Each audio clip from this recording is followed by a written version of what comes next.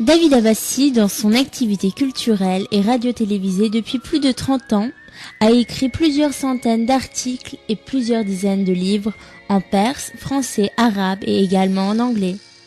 Il a rencontré et interviewé plusieurs personnalités internationales, politiques et culturelles. En visitant son site internet, plusieurs centaines de pages web sont à votre disposition, en français, anglais et persan. Son site, davidabassi.com. Abbassi, A2B-A-S-I.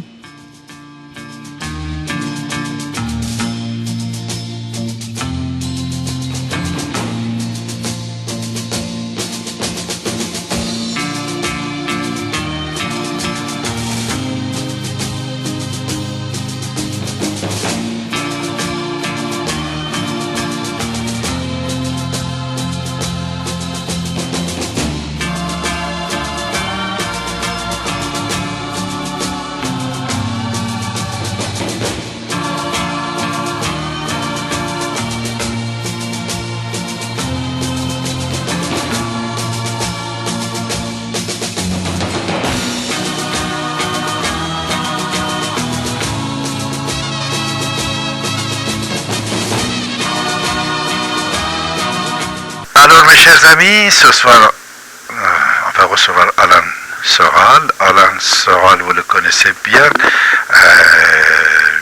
Plusieurs fois il était notre invité et nous sommes à la fin de l'année 2007. D'ici quelques heures, l'année 2008 va commencer, mais quand même on peut dire bonne année Alan Soral.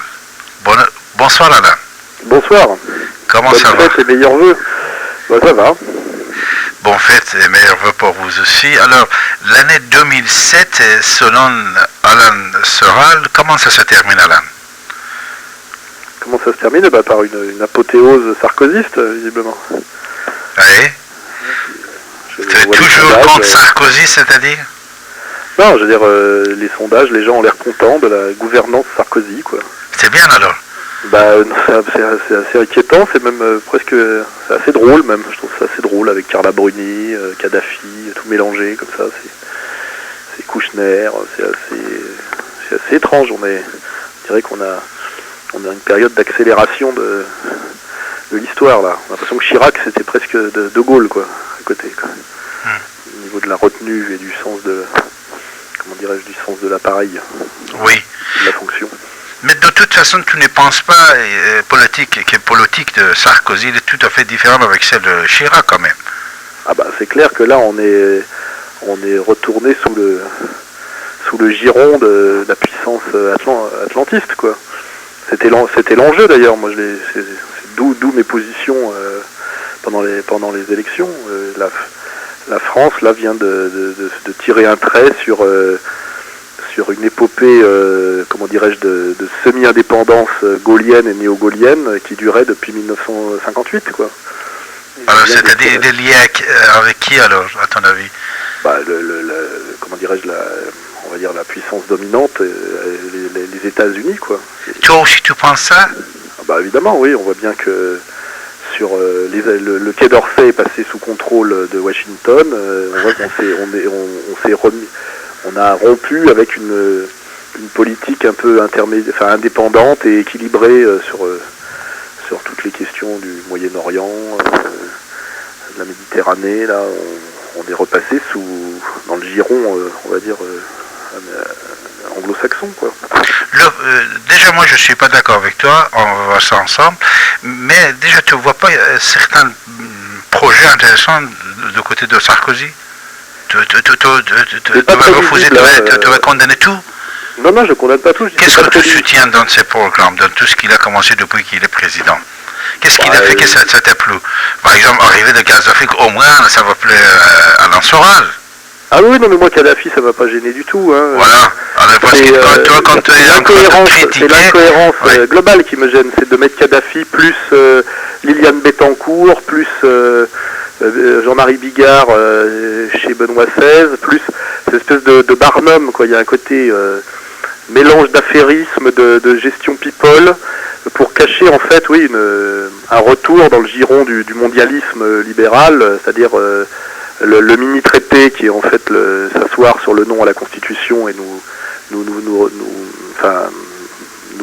mettre sous stricte dépendance de l'Union européenne, retourner en gros dans l'OTAN, être même à la droite des néoconservateurs sur l'affaire iranienne, avoir des militaires en Afghanistan, enfin je veux dire tout ce qu'on faisait pas avant ou qu'on essayait de pas trop faire avant, quoi, et ça caché par effectivement du people et puis une espèce de ce qu'on appelle le bougisme l'illusion des réformes en fait, qui consiste à parler des réformes, à démarrer des réformes, à ne pas les accomplir ni les finir, et à passer à un autre chantier de réforme et à ne pas l'accomplir et ne pas le finir. Je crois que là-dessus Le Pen a bien analysé, c'est-à-dire il ouvre des chantiers, mais il ne fait que les ouvrir, et il passe de l'ouverture d'un chantier à l'autre, ce qui donne l'illusion de l'action. Alors les Français, ça plus le people, visiblement pour l'instant, vu le dressage médiatique, là, ça leur va, ça les fait. Il y en a que ça amuse et d'autres qui trouvent que ça bouge. Ils ont l'impression que la France et que le pouvoir est actif, quoi. Voilà. Alors, on va commencer par une petite question de la famille. Est-ce qu'une famille, si est unie et respectable, c'est bien ou non? Une famille unie, si c'est respectable? Oui. Bah, en général, c'est mieux. Oui, ça donne une idée. C'est bien d'être unis. Union, c'est bien ou non? Oui, ça donne une idée. Alors, en dehors de la famille, notre pays, soi-disant, si le pays il est uni, est-ce que c'est bien ou non? Si le pays est... Oui, mais enfin, laisser des projections comme ça de transposer dans un pays quelque chose qui est valable pour la famille, tu vois, c'est toutes ces métaphores comme de comparer un homme à un animal, tu vois. Non, je veux arriver à union internationale, la paix internationale. Ça veut rien dire. Ça, si, alors écoute, quand on est unis, quand on arrive à mettre une fin au conflit international... Pardon? Unis avec qui? Donc à ce moment-là, il faut être uni aussi avec l'Iran, alors, et puis avec la Russie de Poutine, il faut faire la grande Europe avec la Russie. Avec Poutine, il n'y a pas de problème, mais avec l'Iran aussi, si Ahmadinejad et le pouvoir iranien arrêtent à embêter les autres et exporter les autres terroristes. Parce que tu sais, question d'Iran, Hollande, actuellement, je sais que tu étais au Liban avec Hezbollah libanais et tu sais qu'ils sont proches d'Iran, mais une chose que tu dois savoir, si l'Iran aussi il abandonne ses idées d'exporter le terrorisme, c'est-à-dire...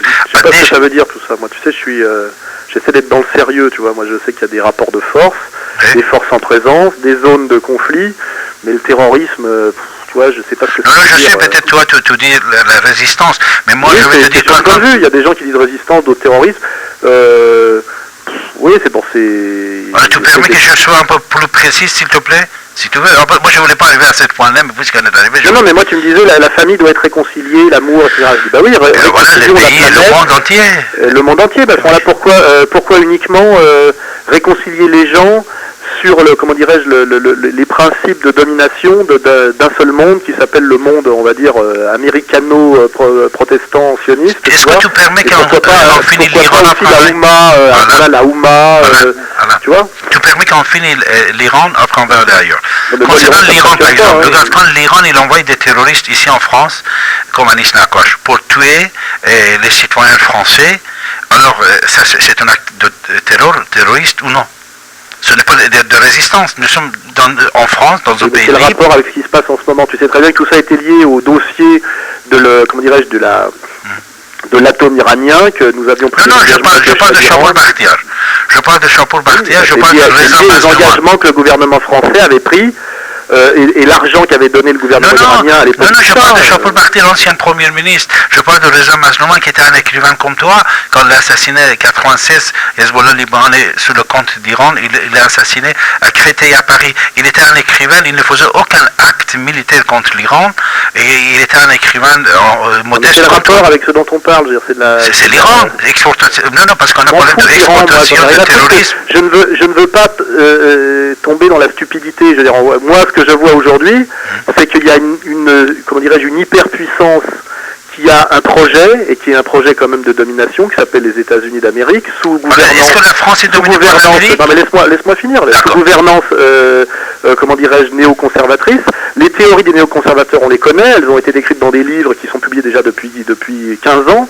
Et voilà, je ne pense pas que l'Iran a les moyens de beaucoup déstabiliser la planète. C'est une petite puissance intermédiaire, encerclée, qui n'a pas de prétention hégémonique. Je ne crois pas que la Perse ait beaucoup nuit à la France même depuis la nuit des temps. Et moi, je vois qu'aujourd'hui, les gens qui ont un projet de domination par rapport au monde et qui déstabilisent et qui produisent de la violence, des guerres, etc., il me semble aujourd'hui que c'est le gouvernement qui est en place aux États-Unis. Le reste, pour moi, c'est de la branlette ou de l'escroquerie, c'est tout. C'est-à-dire que la Perse n'a pas envahi, n'a pas réattaqué l'Afghanistan, n'a pas créé des centaines de milliers de morts, voire des millions de morts en Irak en ce moment. Je veux dire, d'où vient la violence? C'est ça que, voilà, après, ça c'est des effets secondaires. Je veux dire, l'Iran est pris dans ce qu'on appelle cette stratégie de redécoupage du Moyen-Orient et essaye de tirer son épingle du jeu. Ça m'intéresse pas spécialement, c'est-à-dire que j'ai pas besoin d'être ni pro ni contre les Iraniens puisque ça va pas changer grand-chose à ma vie en France, mais je ne veux pas, si tu veux, adhérer au catéchisme officiel qui consisterait à dire que l'Iran est le problème numéro 1 du monde, que c'est le pays qui déstabilise le monde, que le président iranien est le nouvel Hitler. Tout ça, c'est très vulgaire, enfin, c'est de très bas niveau, quoi. Donc j'essaie de comprendre ce qui se passe et je vois que comment dirais-je, la force qui fait bouger les choses en ce moment et qui crée du déséquilibre, c'est plutôt la puissance atlantiste, voilà, et que nous étions déjà sous son contrôle au niveau médiatique, nous sommes sous son contrôle au niveau médiatique, politique, et on le voit avec le gouvernement Sarkozy, et notamment avec le Quai d'Orsay, avec les déclarations de Bernard Kouchner. Là, on est dans le sérieux. Après, moi, je me dis, j'attends que ça passe, et puis ce qui m'intéresse plus en France, c'est plutôt la vie chère, tu vois, les écarts sociaux qui se creusent, le lent écroulement des classes moyennes, l'abêtissement des médias, enfin c'est plutôt ça moi le problème de l'immigration, c'est plutôt ça qui me pose problème. Moi je ne suis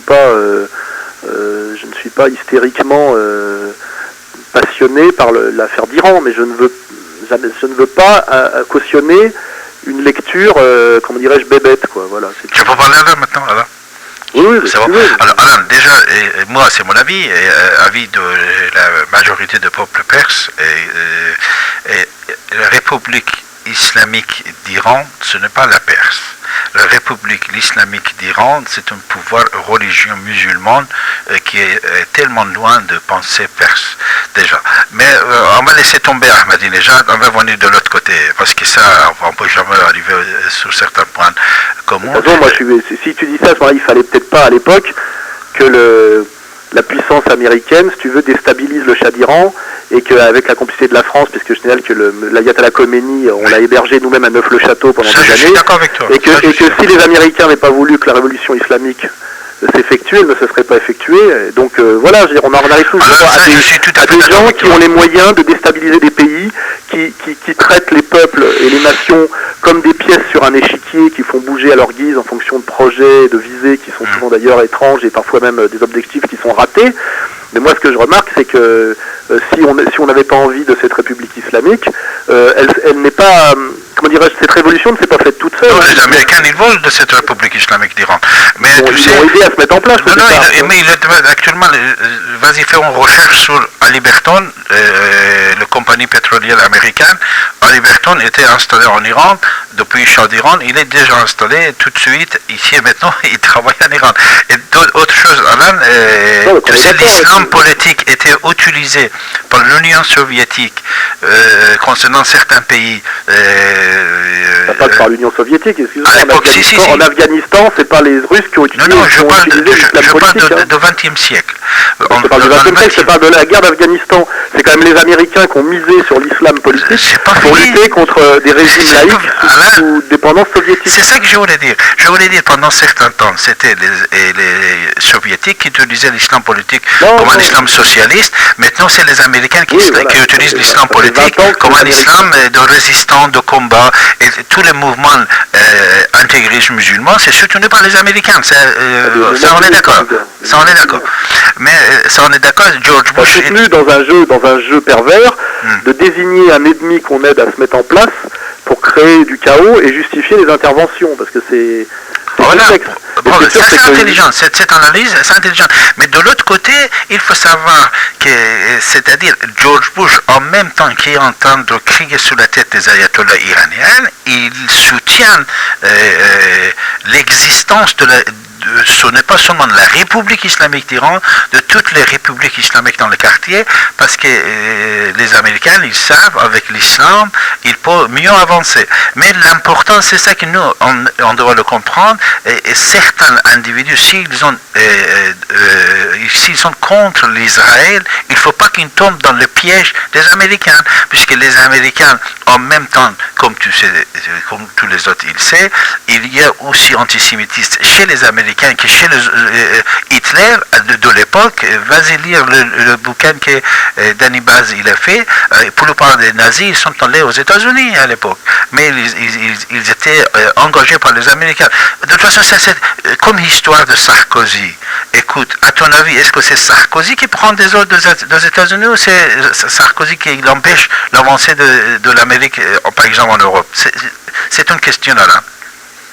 Moi, je pense que Sarkozy est beaucoup plus proche des Américains. Non, il est proche, mais depuis qu'il est président, combien de milliards de contrats Depuis De Gaulle, l'enjeu, parce que De Gaulle a joué un jeu assez subtil où il était dans le camp des vainqueurs, et petit à petit, il a essayé de remettre en place une certaine indépendance de la France en jouant sur les cartes qu'avait la France et son histoire, c'est-à-dire son rayonnement en Méditerranée, un équilibre est-ouest où on pouvait tirer notre épingle du jeu. Bon, De Gaulle a fait toute une série d'actions qui l'ont conduit d'ailleurs à perdre le pouvoir, à mon avis, via mai 68. Et depuis, le travail politique qui est en jeu, c'est la lutte des atlantistes contre les gaullistes. Bon, voilà, il y a dans le camp même de la droite et dans le camp même du pouvoir et des institutions. Et on voit que l'élection de Sarkozy, c'est la victoire des atlantistes sur les gaullistes, et c'est l'épuration des gaullistes qui sont virés progressivement des postes où ils étaient, et notamment du Quai d'Orsay où ils étaient encore très, très puissants. Ce qu'on appelle injustement la ligne pro-arabe du Quai d'Orsay, alors qu'en réalité ça veut dire une ligne équilibrée, voilà. Mais, même concernant l'Amérique, Alain, tu permets, écoute, déjà on va parler sur le point économique. Plusieurs milliards de dollars que Sarkozy a signé avec la Chine, avec Algérie, avec Kadhafi, avec le Maroc, avec beaucoup de ces pays-là. Les Américains, depuis plusieurs années, étaient derrière ces signatures. Alors, c'est-à-dire qu'ils ont déjà piqué plusieurs milliards de dollars de marché américain. Deuxièmement, sur plusieurs sujets que moi je suis au courant, je sais, par exemple, Pastaran iranien. Est-ce que tu sais, Pastaran iranien, c'était sur la table des Américains d'ici 2 mois seulement, n'est-ce pas? Ils ont fait un embargo contre l'armée révolutionnaire iranienne, soi-disant Pastaran. Oui. Alors pourquoi, après 30 ans, c'est seulement au mois d'août et même septembre que George Bush, il va comprendre, même après plusieurs années d'intervention en Irak, que c'est l'armée révolutionnaire iranienne qui est présente en Irak, qui est présente à côté de Hezbollah libanais, et pourquoi cet retard? Cet retard a été signalé par Sarkozy. Quand le mois d'août il était avec George Bush. C'est-à-dire même dans le domaine politique international, c'est Sarkozy qui a éclairé la tête de George Bush, ou peut-être pas éclairé, George Bush il le savait, mais il le cachait, puisqu'il voulait utiliser l'islam politique contre les intérêts de l'Europe et bien sûr l'avancée des Américains. Alors, c'est-à-dire 2 exemples, je te donnais Alain, s'il te plaît, c'est 2 exemples comme quoi c'est Sarkozy qui a piqué des contrôles des Américains, et c'est Sarkozy qui a éclairé question pastoran iranienne en Irak, au Liban. Alors tu me donnes quelque chose. Sarkozy ne peut pas faire que je termine quand même, alors je te laisse. Je parle de politique étrangère, je te dis que globalement en politique étrangère, la France a cessé de jouer sa carte indépendante et s'est mise sous le giron américain. Après que la France négocie, obtienne des contrats, etc., c'est quand même la moindre des choses. Et c'est pas seulement Sarkozy, il y a quand même une machine économique française, il y a quand même une industrie française. Le président, c'est lui. Le président, c'est lui. Et troisième chose, Alain, qui va gêner les Américains, c'est l'Union méditerranéenne. Cette union, ça va gêner les Américains comme déjà l'Union européenne a gêné les Américains. C'est-à-dire, Sarkozy, s'il embrasse George Bush, ce n'est pas pour donner, c'est pour prendre. C'est ça que les intellectuels français doivent le comprendre. L'Union européenne a gêné les Américains tant que c'était une Europe, la tentative de créer une Europe puissance. Les Américains ne pouvant pas s'y opposer, finalement l'ont noyauté de l'intérieur. Et aujourd'hui, on sait très bien que l'Union européenne est sous contrôle américain.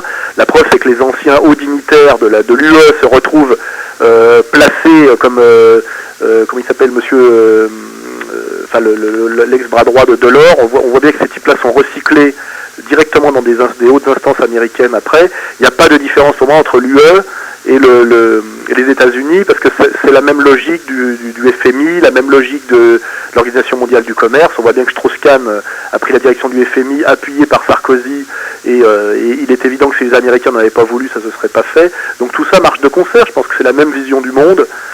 C'est la vision, on dirait mondialiste libérale, et qu'il n'y a pas d'opposition, à part sur des points de détail entre l'Union européenne, les États-Unis. Tout ça est la même logique, c'est la logique, on va dire, mondialiste, pilotée quand même par la puissance américaine, avec une vision anglo-saxonne, et dont l'idéologie aujourd'hui se trouve, à mon avis, chez les chrétiens sionistes, quoi. Je veux dire, voilà, ce sont des libéraux, thalassocratiques, atlantistes, et la France, joue sa carte dans ce concert-là, avec ses petites différences.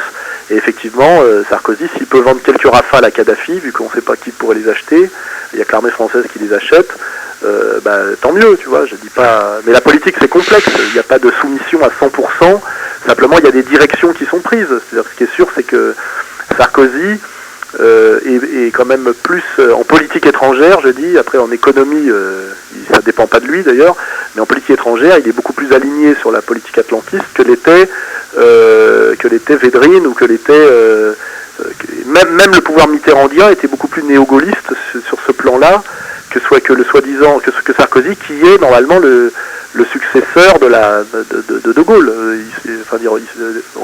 sur le plan du mouvement politique. Alors, je dis, c'est tout, c'est pas... On a 2-3 minutes. Quel est ton souhait pour l'année 2008? Alors, le souhait d'Alain Soral pour l'année 2008. Qu'est-ce que tu souhaites? Bon, je sais pas, moi maintenant je regarde ce qui se passe, et j'ai pas de souhait, j'essaie de comprendre, je regarde, j'essaie de comprendre, j'ai constaté qu'on avait déçu dans la vie. J'ai constaté qu'il n'y avait pas de force d'opposition en France suffisamment organisée pour s'opposer à cette marche du monde là à laquelle la France participe. J'ai compris que ce soit la gauche ou la droite institutionnelle, ça serait à peu près la même chose sur le plan de la ligne économique et sur le plan de la ligne géopolitique. Donc voilà. Et moi, mon rêve, ce serait que l'opposition, une véritable opposition, se fédère. Mais cette opposition devrait être transcourant, ce qui est très difficile à mettre en place, puisque ça serait la coopération de gens qui sont opposés on va dire, au système, mais qui historiquement se retrouvent séparés, notamment par l'idéologie de l'antifascisme, etc. Donc ça a très peu de chances de se mettre en place.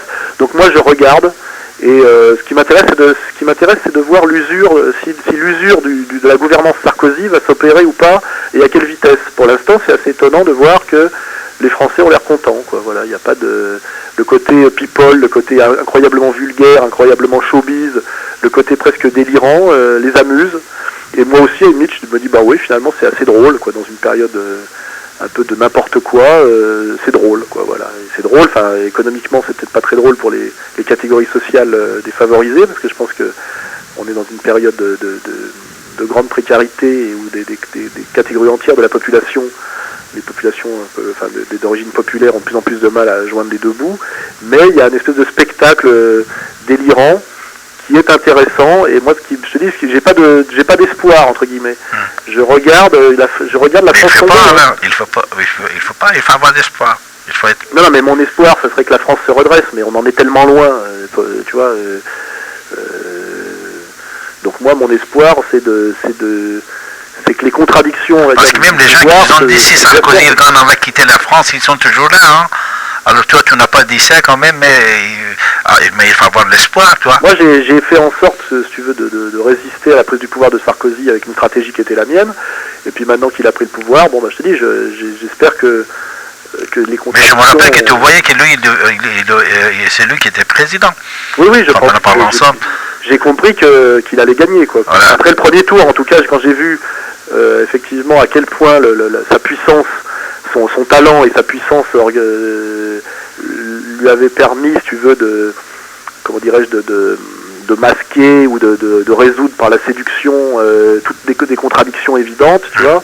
Là, d'abord, j'ai compris une chose, c'est que le peuple de France n'est même plus celui des années 80, il n'est pas celui des années 60, il n'est même plus celui des années 80. Le peuple de France des années 2000 est tellement, si tu veux, dégradé par le travail de destruction médiatique, par les jeux, le travail de la pornographie libérale, que de toute façon, je ne vois pas sur quelle base construire une résistance à ce nouvel ordre, quoi, tu vois, parce que le peuple de France est très dégradé, quoi. C'est-à-dire que c'est pour ça que moi j'ai même pas une lecture sur l'immigration comme certains identitaires, parce que je crois qu'on n'a même pas besoin de l'immigration pour faire s'écrouler la France. Elle est déjà, les Français de souche sont déjà tellement lobotomisés, éduqués tellement loin de leurs fondamentaux, qu'on n'a même pas besoin, si tu veux, des halogènes pour ne pas comprendre ce qu'est la France dans son essence et dans sa tradition. Toi-même, là, t'es un peu compliqué comme Sarkozy, comme tu dis, entre gauche et extrême droite, et toi aussi t'es un peu compliqué, hein.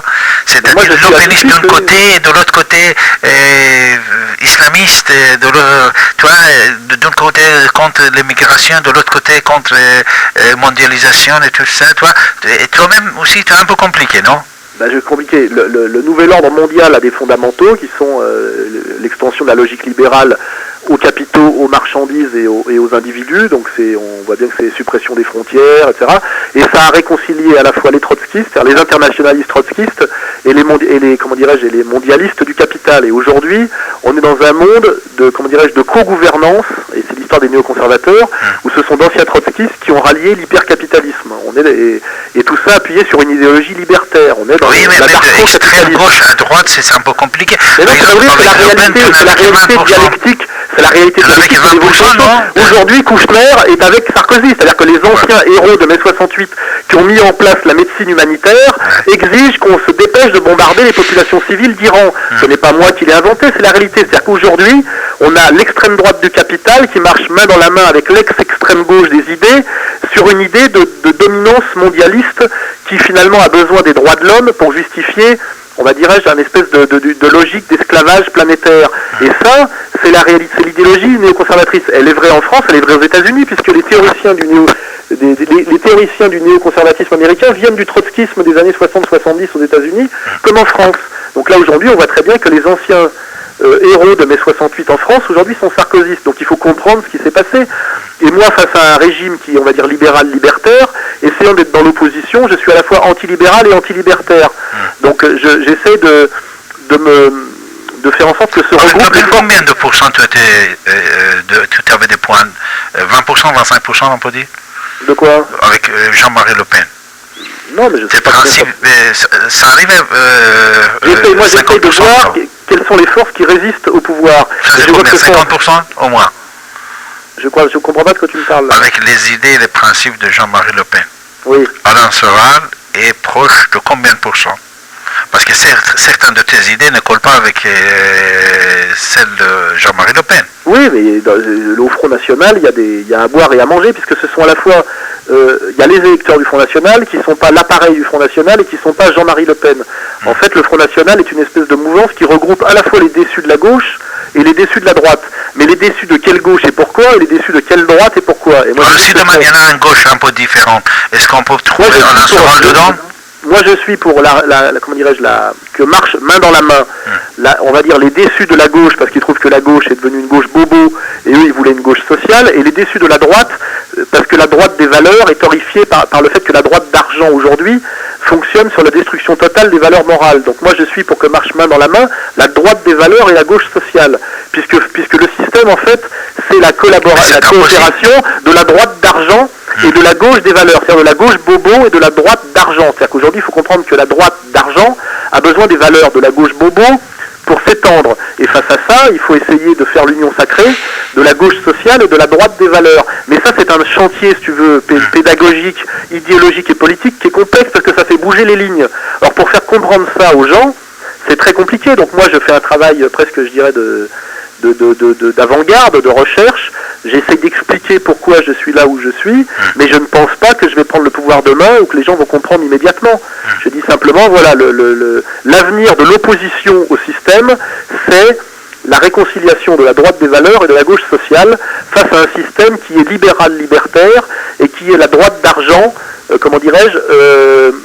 habillée par une idéologie de type libertaire, c'est-à-dire mondialiste, transgressiste, où on voit bien aujourd'hui que les sans-papiers de Besancenot sont l'alibi humanitaire pour les esclaves du MEDEF. Voilà, alors évidemment c'est complexe, ça demande une culture politique, ça demande le sens de la dialectique, de voir que les choses bougent, et de voir que c'est parce que Sarkozy, lui, a compris ça, qu'il a gagné, et qu'il a pris il a un coup d'avance sur les autres. Et c'est pour ça que l'ouverture à gauche était très cohérente. Les gens qui ont cru à l'union des droites sont des imbéciles, car il ne peut pas y avoir d'union des droites, car la droite des valeurs est un handicap pour la droite d'argent. C'est-à-dire que la morale aujourd'hui est un frein au marché, tu vois ce que je veux dire, est un frein à l'accumulation du capital. Par contre, l'immoralité, c'est-à-dire celle des transgressifs de mai 68, est l'idéologie qui permet la meilleure accumulation du capital, parce qu'elle permet toutes les transgressions de toutes les normes classiques, etc., la destruction de toutes les valeurs classiques, qui sont toutes aujourd'hui des freins au marché. C'est-à-dire y compris la famille, y compris la morale, y compris que ce soit même la morale catholique, la morale musulmane. Il n'y a peut-être que l'éthique protestante et l'éthique juive qui peuvent être compatibles avec cette vision capitaliste mondialiste. Donc on voit bien aujourd'hui qu'on a ces lignes de séparation. C'est pour ça que moi je suis dans une position très compliquée, parce qu'à la fois je suis contre l'immigration, et je suis donc contre l'islamisation sur le plan quantitatif en France, mais sur le plan qualitatif, je n'ai pas beaucoup de critiques à formuler contre les valeurs de l'islam, car je pense que ce sont intrinsèquement des valeurs de résistance à la mondialisation capitaliste. Donc tu veux les problèmes sont très compliqués. C'est pour ça que quand les problèmes sont aussi compliqués, la stratégie de défense étant complexe est vouée à l'échec. Parce que pour gagner une bataille, il faut que les slogans soient simples, pour pouvoir fédérer des gens sur des concepts simples. C'est pour ça qu'on on voit bien que le fonds de commerce du Front National était un concept simple. Tout est à cause de l'immigration, lutte contre l'immigration. Ça marchait très bien, tu vois. Aujourd'hui, c'est d'ailleurs toujours valable, mais aujourd'hui on fait un glissement de l'immigration à l'islam. En réalité, déjà ça, cette analyse est un peu fausse, tu vois. Alors, Alain Serral, à la fin de l'année 2007, on vient d'apprendre quelque chose de très intéressant de ta part. Cette idée, en même temps qui est très très intéressante et très très bizarre, d'extrême gauche vers extrême droite, ou d'extrême droite vers extrême gauche, avec l'analyse que tu as donnée. Moi je pense que tu devrais fonder une partie politique à toi-même, puisque ce que tu dis, c'est un peu différent de ce que Besancenot il dit, de ce que Jean-Marie Le Pen dit, c'est-à-dire de deux extrêmes. Tu es en train de tirer une synthèse. Pour ça, il faut créer ton parti politique. Moi j'ai créé une petite association qui s'appelle Égalité et Réconciliation, où on essaye nous justement de produire ces analyses politiques et de montrer par exemple que je suis pas le seul, parce que tu as un intellectuel comme Michéa qui écrit des choses qui sont assez proches de ce que je dis, De Benoît aujourd'hui est sur la même ligne, Gluckstein du Parti des Travailleurs est pas très loin. Ils sont avec toi dans l'association ou non? Non, ils sont pas avec moi. Il faut les prendre dans ton association. La même analyse. Il faut faire un parti politique au lieu de faire l'association. Il faut faire un parti politique. Mais un parti politique, ça demande énormément d'argent. Moi, ce que j'essaye, c'est de peser. Comme je sais que tu fais un parti politique et tu as des adhérents, tu vas avoir l'aide de l'État. Historiquement, le seul parti politique qui attire de manière intuitive les déçus de la gauche et les déçus de la droite, c'est le Front National. Et moi, ce que j'ai essayé de faire à un moment donné, c'est... Mais je crois que le Front National, c'est fini, Alain, en France. Non, mais c'est terminé. Parce que je te dis ce que j'ai essayé de faire. Oui. J'ai essayé de faire... d'apporter mes idées au Front National pour qu'il évolue, parce que c'est celui qui était le plus près de tout ça, parce qu'effectivement les gens qui votent Front National sont des gens de la droite des valeurs, qui sont déçus par la droite d'argent, et des gens de la gauche sociale, c'est-à-dire des anciens électeurs du Parti communiste, qui sont déçus par la gauche bobo. Et il fallait simplement me donner convertir cette intuition en doctrine. Et l'endroit le plus proche, l'endroit où c'était peut-être possible, où c'est peut-être possible, c'était plus le Front National que la LCR. Parce que la LCR, ce sont des mondialistes, et ils sont internationalistes par principe et de façon essentialiste. C'est-à-dire qu'on ne peut pas à la fois défendre les acquis sociaux et les travailleurs français et être pour la régularisation des sans-papiers. C'est strictement contradictoire sur le plan idéologique et économique. Et d'ailleurs, Gluckstein l'a très bien dit, l'a très bien compris. Il a dit aujourd'hui, je suis nationaliste par internationalisme. C'est de la dialectique. C'est-à-dire quand on veut défendre l'internationalisme des travailleurs, il faut bien comprendre que ce qui défend les travailleurs globalement, ce sont les frontières aujourd'hui. Donc on doit être nationaliste par internationalisme. Et ça, c'est de la bonne dialectique marxiste. Mais ça demande un cerveau qui fonctionne et de l'honnêteté. Alors je pense qu'à la direction de la LCR, il y a pas l'honnêteté, et au niveau des gens que ça séduit, pas l'intelligence.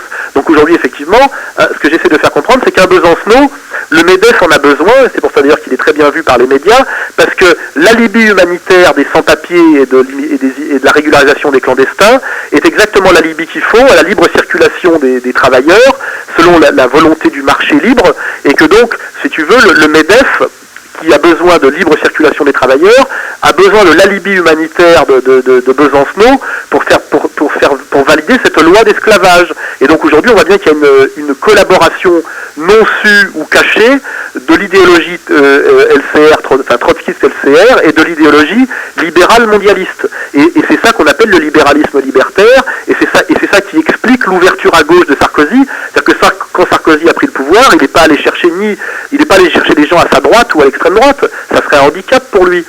Il allait chercher des gens à gauche, c'est-à-dire des libertaires, des héritiers de mai 68. Et ça fonctionne assez bien, mais pour moi c'est quelque chose d'un peu diabolique. C'est quelque chose qui ne va pas dans le sens du bien. Voilà, donc je ne nie pas l'efficacité du truc, je ne nie pas le talent, je dis que moi c'est un monde qui ne correspond pas à mes aspirations. Ce monde de la toute-puissance, de l'argent et de la marchandise, on voit bien, et on le voit bien au niveau local, on voit bien à Paris la manière dont ça chasse les classes populaires de Paris, et que Paris devient une ville internationale bobo, avec des prix de plus en plus chers, une espèce de ville musée. Moi je suis dans la vie concrète et je vois ce qui va dans le sens de l'amélioration ou pas de la qualité de vie du peuple. Voilà, et moi c'est ce qui m'intéresse, c'est que le peuple vive mieux. Ce qui ne veut pas seulement dire le pouvoir d'achat, mais ce qui veut dire aussi une certaine convivialité. Tu vois ce que je veux dire ? C'est ça qui m'intéresse. Alors c'est compliqué tout ça, je sais très bien qu'avec des discours comme ça, je ne vais pas, si tu veux, séduire la ménagère au journal de 20 heures. Ça demande un travail politique, un travail de conscience, un travail de culture, qui est très au-dessus de l'intérêt moyen de la ménagère de moins de 50 ans. Donc là-dessus, je serais systématiquement vaincu politiquement. Mais ça ne m'empêche pas de faire le travail, tu vois. Merci Alain, bonne fête et peut-être à très bientôt. Oui, à bientôt. Merci Alain, au revoir. C'était Alain Soral avec nous sur 95.2 FM Radio, ici et maintenant.